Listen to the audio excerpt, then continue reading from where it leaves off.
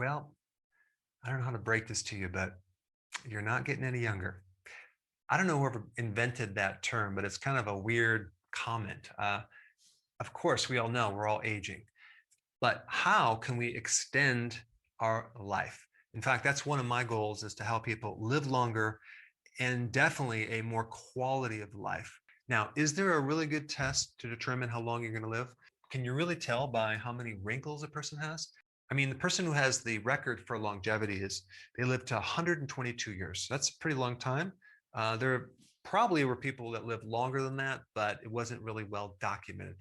I remember in practice, I would do a lot of seminars outside my office in different governmental agencies. And one lady wanted me to come to where she was living in an assisted living home. And they had, different age ranges from, I guess, 60 up to maybe 90. And I remember when I was in the room giving this presentation, I asked the age of everyone in that room. And I was shocked to find out there were people living there in their 60s that were literally in wheelchairs, like 63, 65 years old. I was like, wow, incredible. I'm going on 58 years old. And I'm actually a grandfather, which is just like a bizarre concept because I don't look at myself as being old. I mean, I remember being young and looking at my grandparents when they were in 50s thinking, wow, they're so old. So anyway, I think your 60s are the new 40s. Okay, that's just my viewpoint. But you can't really tell how long someone's going to live based on the wrinkles that they have, or how gray their hair is, or how much they lost their hearing, or how much they lost their sight, or if they lost their cognitive function. Some people that have dementia could live for a very long time. Now, calcification is a good predictor of mortality if you have calcification in your arteries. But as people age, they become calcified. Their joints become calcified. Their tissues become stiff. That's calcium building up. Also, as we age, we get shorter. We lose height. Our spine starts to shrink. All right, next one is bone loss, which relates to being shorter. And also, as we age, we tend to fall more than we should. But there's another indication for longevity that I want to talk about, and that is loss of muscle, both in muscle mass and strength. As we age, we lose our muscle, and that is a very strong association between loss of muscle strength and your mortality of aging. Not necessarily the mass of the muscle, how big the muscle is, but the strength of your muscle. Because as we age, we get atrophy, right? We have a loss of muscle. And the term for that is called sarcopenia. And the number one muscle that's affected first is the anterior thigh, the quadricep, okay? This is why you see, especially after menopause and more in women because they have more estrogen, you'll see a lot of weakness in that quadricep muscle. You'll see, it looks like cellulite, but it's really atrophy, which is a combination of fat, but there's a lot of muscle loss as well. So one test they use to determine sarcopenia, other than a CAT scan or MRI, which is the gold standard, is a sit to stand time test or a chair stand test, CST test. So this test right here can indirectly give you a clue on kind of how much sarcopenia you have, and indirectly that can be related to how long you live. Of course, there's other factors, but this can be a really good clue. So I want to do an experiment right now. Okay, I want you just to stand up right now. If you're sitting, just stand up. Of course, you're probably not standing up watching your computer, but stand up unless you're on your cell phone. And comment down below if there's difficulty in standing up. Does it take you a long time? Can you stand up very fast? You know, probably even a better test would be to sit on the floor and get up in a standing position. If you have sarcopenia, boy, you're going to have to roll over and rock up, and you're going to have to push yourself up. It's going to take a long time to get up versus jumping up quickly, which means you can rule out this condition really fast. There's another really good test, okay? There's two tests I'm going to recommend. One is a hand grip strength test, okay? You can use one of those grip strength devices.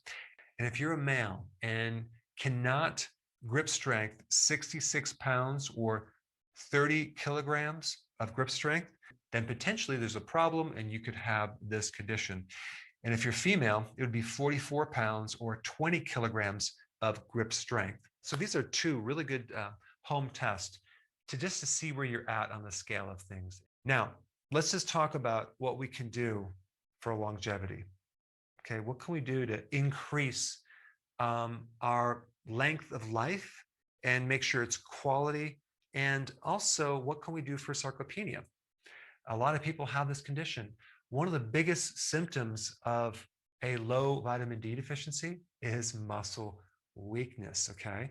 So vitamin D is essential for making sure that your muscles stay strong, especially if you have sarcopenia. So the first thing that I would highly recommend is start taking vitamin D for your muscle strength. It just so happens vitamin D is also associated with longevity because vitamin D is intimately involved with your immune system, with inflammation. It has anti-cancer properties. It's great for the heart. It's good for autoimmune diseases. It's involved with so many different things. There's actually, I think, 19,000 genes that it can affect. So vitamin D is slightly important. Okay, number two, resistance training. Very, very important. If you can maintain a routine exercise program, okay, where you're doing resistance type exercise, that would be very therapeutic to your longevity versus not doing exercise or doing it inconsistently. Now, I like to switch up my exercises. I'll do all sorts of different exercises. Like I'm still doing my sled up a hill backwards. I'm poling. I did a video with a guy by the name of Ben Patrick, which is the knees over toes guy.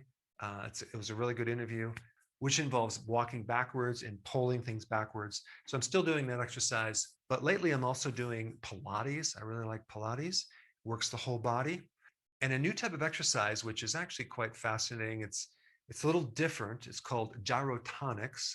I'll put a link down below, but it's a fascinating exercise program that involves strengthening motions, okay? In like a 3D, not like a flexion extension type exercise, but you're exercising your entire body in different ranges of motion. So you'll have to just see it to understand it. You have to go to a gym that has these machines. It's pretty awesome.